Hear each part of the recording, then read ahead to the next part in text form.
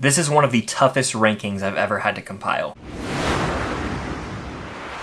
What's going on, guys? I'm Chris and welcome back to another video. So today I'm ranking all the Spider-Man movies. This includes the Raimi trilogy, the TASM movies, the MCU trilogy, and both Spider-Verse movies. I just rewatched all of them and watched Across the Spider-Verse for the first time, so my thoughts are very, very fresh, and I really don't think there's a bad Spider-Man movie. The lowest rated one for me is a 3.5 out of 5. They all range from good to great to incredible, so this is going to be a fun one to get into. Before I do, be sure to hit that like button, comment down below your favorite Spider-Man movie, your ranking, where does Across the Spider-Verse land? I want to know all that in the comments down below. And of course, subscribe and hit that notification bell to help me reach my goal of 80,000 subscribers here on the channel. It would mean a lot. But without further ado, let's dive right into this thing. So coming in dead last for me, Spider-Man Far From Home. Now, I rewatched this movie before No Way Home and I had it a little bit higher, but for whatever reason, it did not hit as much on this rewatch for me. Now, it's still got its great moments. Jake Gyllenhaal's Mysterio carries this movie. He's having so much fun, and from the moment it's revealed that he is the villain of the film onward, it gets much better. The further exploration of Peter and MJ's relationship hits here. This is where we really start to see them have that chemistry form, and they really make their high school romance so believable. It encapsulates that awkward nature and just the feel of a young love. And honestly, the concept of having a Spider-Man movie that takes place outside of New York City is fascinating, and I think that it has moments that excel, especially the final drone fight in London and the Peter Tingle moment where he just goes full-on badass and takes out those drones. Like I said, there are moments that stand out in this movie, but I can't help but feel like it just flows like a long and drawn-out episode of television that really isn't going anywhere. Like, it follows this bizarre formula where it feels like a long middle act that's leading nowhere. And it's unfortunate, but the humor really misses the mark here. Like, the teachers are the MVP. Outside of the teachers,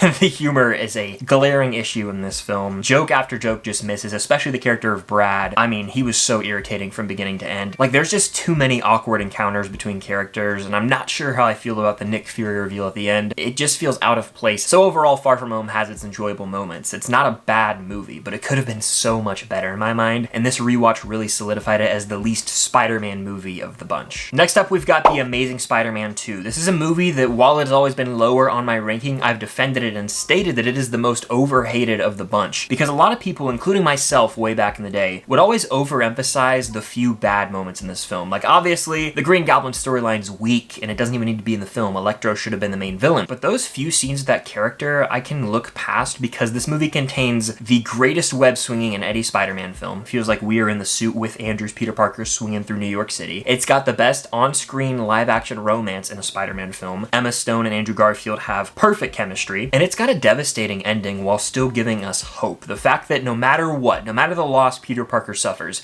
he's gonna put that mask back on and be there for the people of New York City, because it's what Spider-Man needs to do. The people deserve it. Peter Parker might be suffering and going through hell, but he's gonna put all that aside for the greater good, and that to me embodies what Spider-Man is. Again, it's riddled with cheesiness and plot lines that really go nowhere, especially the whole plot following Peter's parents. Never been a fan of that. They even try and set up the Sinister Six, but we never got TASM 3, so we couldn't see the continuation of that, so I'm not sitting here too mad about it. It just is a part of the movie that's like, I could do without it. The good far outweighs the bad here. It's also got an incredible score by Hans Zimmer. I adore so many parts of this movie, but I can't overlook some of the elements that are weaker, like I mentioned earlier. It's villain overload at times with some unnecessary side plots, but it contains some of the greatest Spider-Man moments. So the good outweighs the bad, making for a very solid movie that receives way too much hate. Like, I can't in good conscience put this movie at the bottom of my Spider-Man ranking anymore because it has such high highs for Spidey. Next up, we've got Spider-Man 3. This is the clear weak link of the Sam Raimi Spider-Man trilogy, but again, it's by no means a bad movie. But when you compare it to Spider-Man 1 and 2, it is a pretty big drop off in quality. There's clear studio interference here. There's no need, and no one can tell me otherwise, there is no need for Topher Grace's Venom to be in this movie. He was clearly shoehorned into the final 30 minutes because he doesn't even don the Venom symbiote until the final act of the film. He's just a supporting character who's barely in it. In terms of the villains, Sandman should have been at the forefront here. He was fantastic, and the scene where he's reaching for his daughter's locket but he can't grab it for a minute, it's really heartbreaking stuff. Now, there's clear issues with this movie. It goes overboard on the cheesiness. It is easily the most memeable of the Spider-Man films, which is both a positive and a negative. Like, I can watch it through a comedic lens lines and laugh my ass off at all the dumb Bully Maguire moments, but at the same time, it's really out of place and just a bizarre route to go with this character. And the first 20 minutes of this film are frankly jarring. So many new plot points are being introduced. We see where Peter's been and how he's handling the role of Spider-Man. Then his relationship with MJ is touched on for a bit. Then we see a symbiote crash down to Earth. Then we see Flint Marko on the run and his transformation into Sandman. And of course, Harry Osborn gets amnesia after trying to kill Spidey in the first 20 or 25 minutes of this movie. So it is a lot to take in.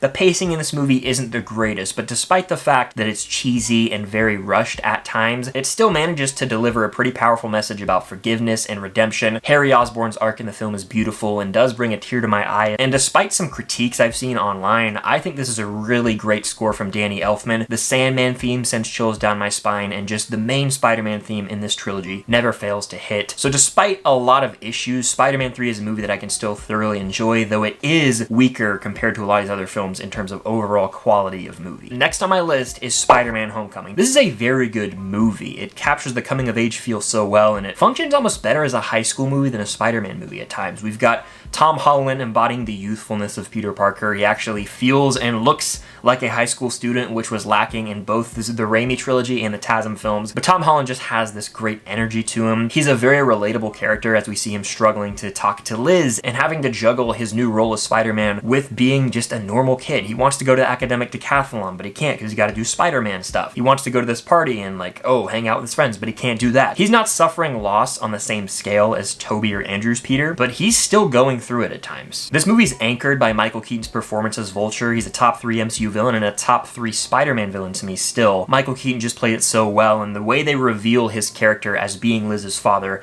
never fails to make my jaw hit the floor. I never saw that one coming, and then the scene that would follow in the car, the tension there, it gets me every time. This is a great addition to the MCU, and it's a very fun film that captures, like I said, the high school vibes, but at the same time, it's severely lacking in some classic web-swinging Spidey action. The action set pieces as a total are pretty tame compared to some of these other films, and so if I'm looking at it as a Spider-Man movie, there are just others that edge it out because you've got some more iconic Spidey moments. Like the Spider-Man quips, the Spider-Man action, and notably the web-swinging were all pretty much lacking here, and I really wish we got to see him be more of an inventive Peter Parker. Again, that opens the door to a whole nother conversation where Tony kind of creates all of his suits early on, but it is what it is. I really enjoy this movie, and it's still in the back half of my top 10 for the MCU, but if I'm looking at some other Spider-Man films, others edge it out. This is a character that we as fans have been spoiled by because there are no bad Spider-Man movies. Taking the next spot on my list is The Amazing Spider-Man, and I'll be damned, but this is a movie that's really climbed its way up my ranking ever since I started rewatching it, because I saw the films in theaters in 2012, and as a 12-year-old kid, I ate it right up. I was like, that's my favorite Spider-Man movie. Of course, I came out of pretty much every movie at that age saying this is the best movie I've ever seen. We all did. It was a phase, but we grew out of it. But every time I rewatch this movie, I can't help but love it more, and I think it's because Andrew Garfield's charisma is literally so contagious here. He, again, owns this role as Peter Parker / Spider-Man. He's the master of quips and cracking jokes in that Spidey suit, and the web swinging in this film is a work of art much like in TASM 2. The TASM films have the best web swinging. There's no debating it. This film establishes Peter and Gwen as the ultimate live-action Spider-Man romance. Their chemistry is really unmatched, and even the Lizard, the more I watch this film, he's easier to understand. While at a surface level it could seem like a pretty generic plot for the villain just wanting to turn everyone into lizards at the end of the movie, there's a lot more depth to his character on rewatch. And I'll just be honest, I'm tired of nitpicking this movie. It got draining to a point where I was like, oh, not every Spider-Man movie can be good. I have to have these 2 TASM movies at the bottom. That's just not the case. This is a damn great origin story. James Horner's score, magnificent. I mean, I really appreciate what they did creating a new theme, and honestly, this movie had a tough task. At the time it came out, it was coming off the heels of the Raimi trilogy, so it was rebooting this character. Obviously couldn't copy-paste the origin from the first Spider-Man film with Tobey, so the Uncle Ben death is a little bit different, but it still hits. Sally Field is the best Aunt May to me, and the movie hits on all the emotional beats. It's a great origin, it's hilarious at times, got a really great love story, and it ends on such a high note. The visuals in this film are amazing, and I even adore the Spider-Man suit. So The Amazing Spider-Man is a movie that I have wrongfully hated on in the past, and over time I've really opened my eyes to the greatness that it possesses. But now we're getting into my top 5, so be sure to let me know down below your ranking of these Spider-Man films and hit that like button and comment down below hashtag Across the Spider-Verse, because coming in at number 5 for me is the newly released Spider-Man Across the Spider-Verse. I've been able to see the film twice now, so my thoughts are solidified when it comes to this film, and I'll just say this, it is a damn good movie. It's a great continuation from Into the Spider-Verse, but we go bigger in scale here. We're getting these massive concepts introduced about the Spider-Verse and the canon, and really just diving into more of the lore of this multiversal concept within the Spider-Verse. Really fascinating fascinating stuff. And of course, the animation in this movie is unlike anything I've ever seen. It is the most gorgeous animated film to date. And it's not even close, really. Like, I truly had my mind blown by just the visuals in this film. The amount of work that went into that behind the scenes, I can't imagine how strenuous it was, so I tip my hat to the creators involved. It is something very special. When it comes down to the movie itself, Gwen has more of a pivotal role here. She's one of the main characters, and I loved exploring more of her backstory. It really made her even better than she was in Into the Spider-Verse. And then, of course, Miles is having to deal with being Miles, this, high school kid, but also having to have the responsibilities and the weight on his shoulders of donning the Spider-Man suit. It's a great little setup. And then we really dive into the Spider-Verse as the movie progresses, getting some awesome chase scenes, a lot of love and nods to Spider-Man's past and present, and even some really neat cameos. Every Spider-Man fan will have something to love in this movie. It is a part 1 of 2, so we'll see the actual finality of everything set up in this film in Beyond the Spider-Verse in March, but I still think it did a good job of wrapping up its own contained story while leaving us wanting more. I don't think it is an abrupt cliffhanger, like the movie doesn't just cut to black like Fast X. It has an actual ending. But the movie is not perfect, and I don't think it's the best Spider-Man film, comic book film, Marvel film, sequel.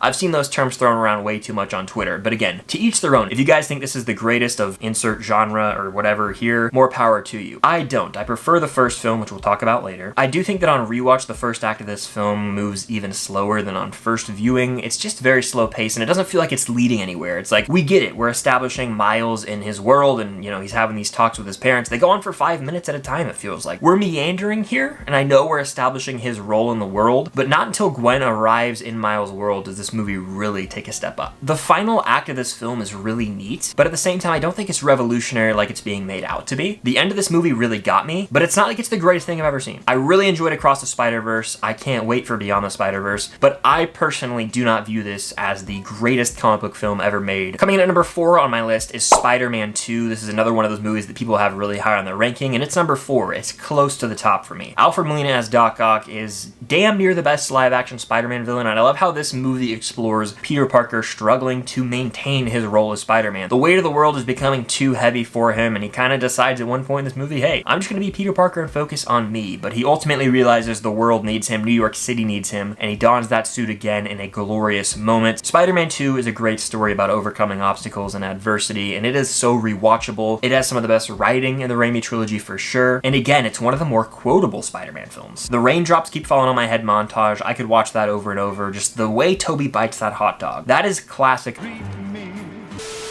And I have to mention the train sequence. It is some of the best action in a comic book film from the 2000s, hell, maybe of all time. I can only imagine, like, watching that movie in theaters in 2004, like, my mind would have been totally blown, because if you look at all the other comic book films that came before it, that really opened the door for what comic book films could do in terms of action. And the way that the citizens of New York play a big role in protecting Peter's identity, but also helping him save the day, is amazing. That is what Spider-Man should be. My number 3 is gonna be Spider-Man Into the Spider-Verse. This movie is so damn good. It's what you would call lightning in a bottle. It flies by from beginning to end, and it's firing on all cylinders. You've got Miles Morales dealing with becoming Spider-Man, and then Gwen's introduced. Peter B. Parker comes into the picture as this mentor figure, but it's a simpler story than Across the Spider-Verse. I think Kingpin is a better villain than any foe that is posed in Across the Spider-Verse, and the soundtrack is much more memorable and better than Across the Spider-Verse. But enough of the comparison game. Into the Spider-Verse is an origin story that stands on its own wonderfully. It's this story of Miles Morales coming to terms with being Spider-Man, but by the end of the movie, he has to gain full confidence. He goes from this kid who doesn't really fully believe in himself to taking that leap of faith in one of the best scenes in the film. He himself even ends up inspiring Peter B. Parker to go back and better himself in his own world. It's got some of the best writing in a Spider-Man film. The animation at the time was mind-blowing and still is mind-blowing, and the movie is just so damn cool. Like, I could watch this pretty much any day of the week. Miles Morales' arc from beginning to end of this film is beautiful, and I just love the chemistry of the Spider crew, I'll call them. You've got Spider-Man Noir and Spider-Ham adding that levity to the film, but also you've got devastating moments involving Prowler, and of course the father-son dynamic between Jefferson Davis and Miles is explored here. I think it's a better written film, and it's just a simpler story than Across the Spider-Verse, making it the superior of the two, but I still really dig Across the Spider-Verse. I want to make that clear. My runner-up is Spider-Man from 2002, the first film in the Raimi trilogy that pretty much opened the door for any future Spider-Man film that would follow. I know it's popular to say Spider-Man 2 is the best of the Raimi trilogy, but I take this one still will. It is a perfect origin, and I just think Tobey plays Peter Parker so well. This nerdy, dorky kid, but you can't help but love him. And then on this field trip, he gets bit by this radioactive spider and has to deal with a whole slew of issues. One of the more underrated aspects of this film is the Harry and Peter relationship. They're best friends in this film, but the reason this movie is so high on my list is because of Willem Dafoe's Green Goblin. He truly is one of the most iconic Marvel villains of all time, and he owns it in this role. He's throwing out iconic quotes left and right. He's whooping Spider-Man's ass at the end of the film. I mean, that is the most brutal beatdown I think we see in a Spider-Man film. It's funny because the other contender is also by the hand of Green Goblin. We'll talk about that in a second, but Spider-Man 2002 is a movie I can rewatch any day. It's filled with iconic Spidey moments. It has the best live-action Spider-Man villain to me, and when it comes down to favorites, this is high on the list. But coming in at number 1 for me, my favorite Spider-Man film of all time is Spider-Man No Way Home. I've seen the film 8 times, and every time I rewatch it, I appreciate it more and more. It's the ultimate Spider-Man movie. It has Tobey, Andrew, and Tom, and they're not just there for fan service. Yes, it's awesome to get to see them swing and have interactions together, but Tobey and Andrew come back at the lowest point in Tom Holland's life. He just lost Aunt May, and they bring him back from the ashes because they relate to him and they motivate him to be better. All of them combine forces to fix all the villains that have been brought into the MCU, and they better them. It's a very empowering and hopeful message. Tom Holland's Peter Parker suffers genuine loss in this movie, losing Aunt May, and by the end of the film, the whole world and anyone he ever knew or loved doesn't even know who he is anymore. And it's really the culmination of every Spider-Man film that I've just talked about on this list. It's got some iconic villains that return, some iconic Spider-Man that return. MCU Peter Parker basically got a reset at the end of the movie. He has this new suit, which is arguably the best live-action Spider-Man suit, and he has this new opportunity to be that neighborhood Spider-Man that he was always meant to be. The movie still flies by. It's 2 hours and 20 minutes, and the first 25 to 30 minutes have to deal with the consequences of Far From Home. I know that it's a little bit slower than the latter portion of this film, but it has to be dealt with. You can't just move right into Doc Ock showing up. Peter's a kid. He's scared. He doesn't get into college. He thinks he's screwed up everything. So he goes to Doctor Strange. It's not the smartest idea, but he's a dumb kid. We've seen him make mistakes in the past. We've all made mistakes. So Peter Parker is so relatable in this movie, and all around, this is a movie that is so special to me. I'll never forget the first time I watched it. It is near and dear to my heart, and it is the epitome of everything I love about Spider-Man and what the character should be. But that does it for my ranking of all the Spider-Man films. Definitely let me know in the comments down below your ranking, as well as where Across the Spider-Verse lands for you. Check out my review of the film linked up above, and of course, subscribe and hit that notification bell to help me reach my goal of 80,000 subscribers here on the channel. It will mean a lot. But that's gonna do it. Stay tuned for more Spidey content coming this weekend, and until next time,